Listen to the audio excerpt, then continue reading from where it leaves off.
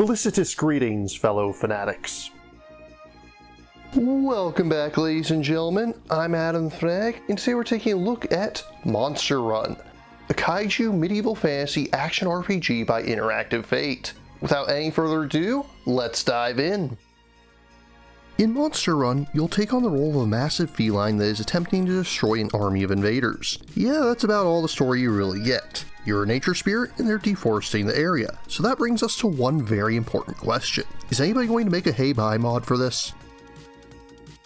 Regardless, you'll rampage through human armies capable of attacking them by swiping your claws, pouncing on them, or even doing a bit of damage just by running through them. It's more of a wonder that it isn't fatal, but game balance. Whenever you're doing any sort of attack or dash, you'll use up stamina. While you're walking around, you'll slowly rebuild that stamina, and if you stop moving completely, then after half a second or so, you'll rapidly regain stamina. You also have a much more limited supply of magic. At the onset, this allows you to breathe fire, though you can unlock other moves such as tossing debris or conjuring a bunch of weapons in midair to fall upon your foes. As a minor note, that doesn't sound very nature spirity. Why not call forth a swarm of wasps or something to that effect instead?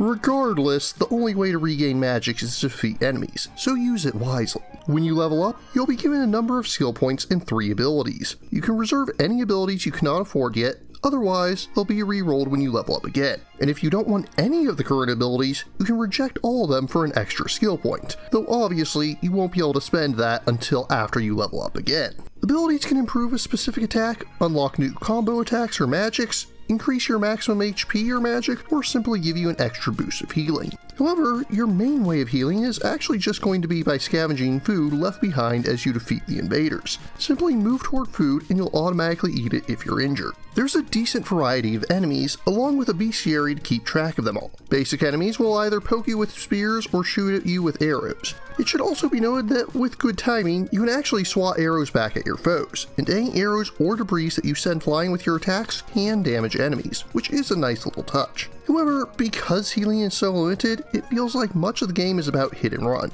Rush in, take out some archers, leave before the others can shoot at you, regain your stamina, rinse and repeat. You also have to take on buildings which, if you're out of magic, are really annoying, as the only real option at that point is to sit under their archers and tank the hits. Some tents and doors will continuously spawn weak enemies, but I feel like this may be more of a boon than a bane, as this does mean that you can farm them for magic and XP. However, you also need to be wary, because many stronger enemies will inflict status ailments, such as stun, poison, or bleed. Most of these will prevent you from using some of your moveset for a limited time, which really hampers the game as there's no way to get rid of them other than to wait out the timer. Bleed causes you to rapidly take damage, though you can cure it by not moving for a few seconds. But if you're bleeding, that probably means you're in the middle of a fight, and this really does exemplify the big problem with the game. It just feels like a bunch of running away and diving back in, and it gets pretty monotonous pretty fast. While there are a lot of different moves, it feels like you're encouraged to just pick one basic attack and invest heavily in that, and most of the magic just wasn't worth it. The flames worked well against buildings and sometimes against large enemies, but that aside, I felt most of what I ended up getting wasn't worth it at all. Presentation-wise, the game isn't bad, but not really good either. It has a cartoony look that definitely reminds me of the heyday of Flash games, and to be fair, there is a good bit of variety in the enemies. Environments, however, begin to feel very samey very quickly. This can cause it to feel like some levels really drag on, especially with the necessity of hit-and-run tactics. All in all, Monster Run is a simple game, in both the best and worst ways I can possibly say that. It's a game you can sit down and understand almost instantly, but it's honestly just not that interesting. The concept is good, but it feels like the theme and mechanics don't really mesh. If I'm playing as a giant monster, I shouldn't constantly be running from smaller enemies. I should be able to rush in and focus on the biggest threats while ignoring most of the cannon fodder.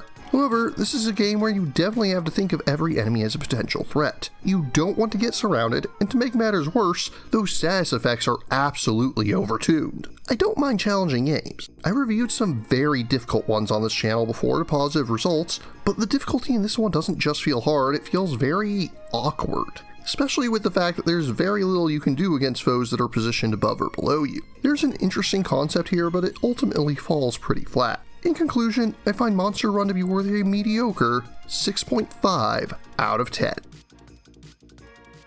Monster Run is currently available for PC via Steam. If you're interested in purchasing or learning more, links are included in the description. But what about you? What do you think of Monster Run?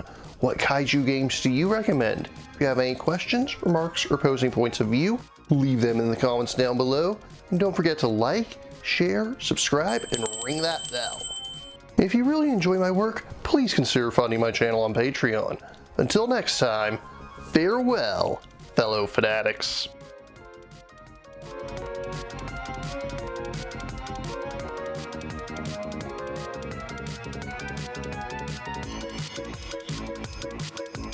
Thank you again for watching. I have plenty more to share with you if you're interested. You can click up here above my head to subscribe to my channel. You can click over here on my monitor to see the most recent video that I've worked on. Or if you prefer, you can click up here to open this mysterious vault and see what video that the YouTube algorithm has picked just for you.